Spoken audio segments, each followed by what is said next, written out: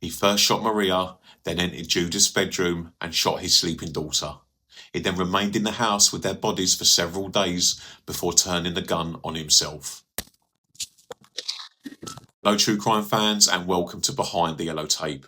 Today we confront a story of a bright young star whose light was tragically extinguished far too soon.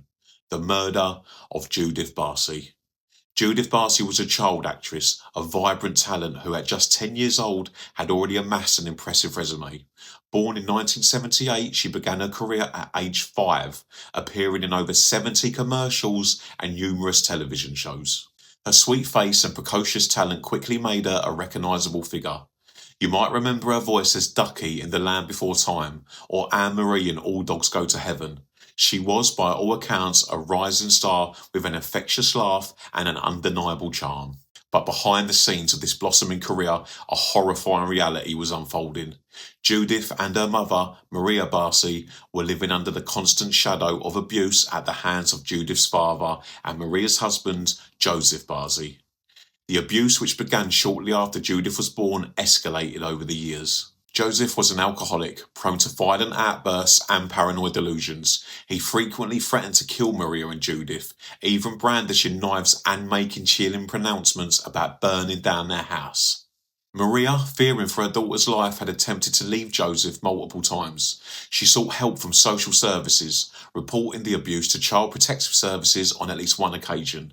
However, the system, for various reasons, failed to provide the lasting protection Maria and Judith so desperately needed. Joseph's threats were not just empty words, they were a terrifying prelude to the ultimate act of violence. The summer of 1988 proved to be the tragic culmination of years of terror. Maria had finally secured an apartment and was making plans to move out, hoping to escape Joseph's clutches once and for all. It was a brave, desperate attempt at freedom. However, Joseph, aware of Maria's intentions, grew increasingly volatile. The tension in the Barsi household was palpable, thick with fear and unspoken dread.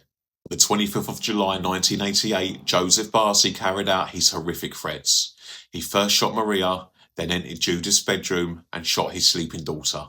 He then remained in the house with their bodies for several days before turning the gun on himself. The LA Fire Department, responding to reports from neighbours who heard gunshots, discovered the gruesome scene. The community was stunned. The bright, smiling face of Judith Barsi, seen so often on screens, big and small, was now synonymous with a horrifying act of domestic violence. Her death and her mother's served as a chilling reminder of the hidden dangers that can lurk within what appear to be an ordinary family. The legacy of Judith Barsi is a complex one. She is remembered for her talent and the joy she brought to audiences, but her story is also a stark warning about the insidious nature of domestic abuse and the critical need for effective intervention. It highlights the devastating consequences when cries for help go unanswered, and when the signs of escalating violence are tragically overlooked. Thank you for listening today, and remember, stay behind the yellow tape.